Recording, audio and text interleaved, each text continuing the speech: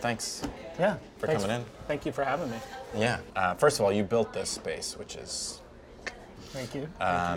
We're big fans. And we met you because we were doing a project in the West Village.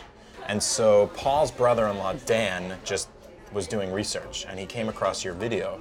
And he sent it to us. And he said, just watch these guys. Oh, really? Yeah. I have no idea. I had no That's idea how how this all came about. Yeah. But we appreciate what you guys do, because I think what you guys do, it's really open, and you just come in with no kind of like preconceived things, and like just allow like really creative things to happen. For us, it's exciting to be able to bring in different modern, influences into something that like heritage that we've kind of been known for, and just really mix modern and rustic in a way that doesn't feel not natural.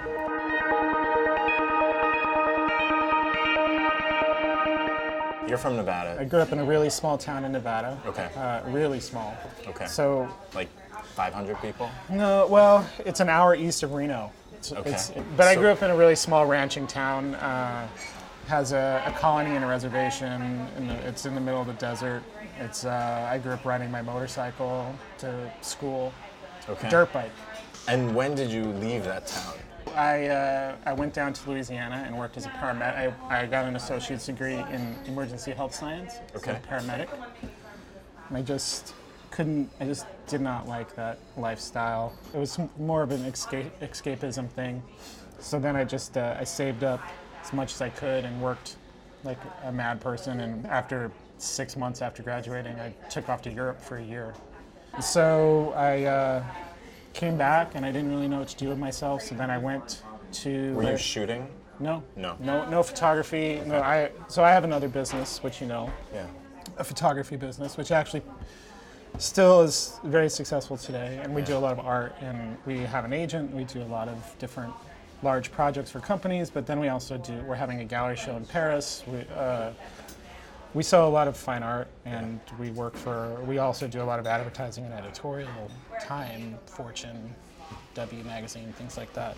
So I guess there's the photography, and then there's this whole, so how did... WRK really, so Floto+Warner was pretty successful we've had agents and been working with magazines and doing stuff for quite a while now. Yeah. And Josh... That's Floto+Warner. Floto+Warner.com. Floto+Warner.com, and then we're represented by Von Hannigan, vh-artist.com. WRK kind of started as a side project. Josh had fallen into doing interiors and stuff for fashion companies. Okay. We had started working on a few things. Like I had started moving into 3D,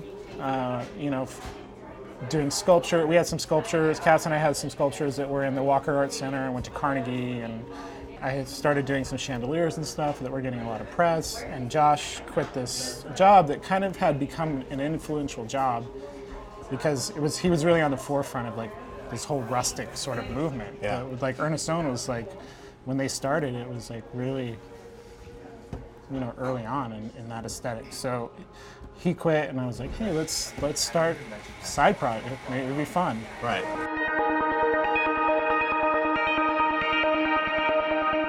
We've really been moved by lately the things that are happening in Mexico. In Mexico, they, as they are doing in a lot of places, they're privatizing education. Okay. And so there are schools that are set up that are like socialist sort of schools that are set up for poor people in Mexico. And they've gone from, I think it's like 46 or 64 schools down to 16 because the government has been privatizing them. And then they charge tuition, and then these people can't afford. And they're called normal schools. Okay. They're actually called normal schools. These are people that live very disadvantaged lives in the middle of Mexico, and they work really hard and they compete to get in these free schools. what has been happening is they're taking away these schools, so these people have been protesting. The police, the government took them, handed them over, had a shootout with them, and then handed them over to the cartels, and the cartels did their bidding, the government's bidding. Right. It's crazy. So that was our statement with these, and we used a lot of crazy Aztec patterns and blankets and kind of household things to kind of create these sort of warriors, protesters. They're anonymous. Okay. We just worked with these people to kind of,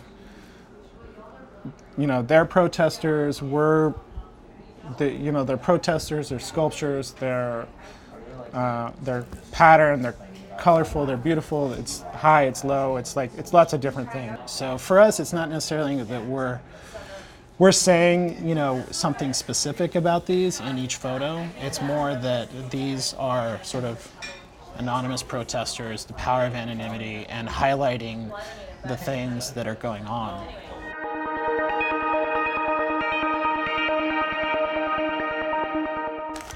Spitfire, ready? Spitfire. So, don't think, just answer. Okay. Okay. Do you own any inflatable furniture? Yes. Okay. Do you want to elaborate on that? I think sure, we have. Who doesn't have an inflatable bed? I don't. What? Do you have friends? Do they stay at your house? Not many. No. Not many, and no. How many pillows do you sleep with at night? One. That's it. No, I'll read. I read with, two. Like I have a big one, and then I have one small one. And then you push the big one I away. I get tired. I huck it. It's a big one too, so it always goes crashes. But, all right. Cool, man. Well, I will let you get back to your family. Yeah. Because they probably want you to go home. Is this how we end it? Just kind of peters off? Yeah.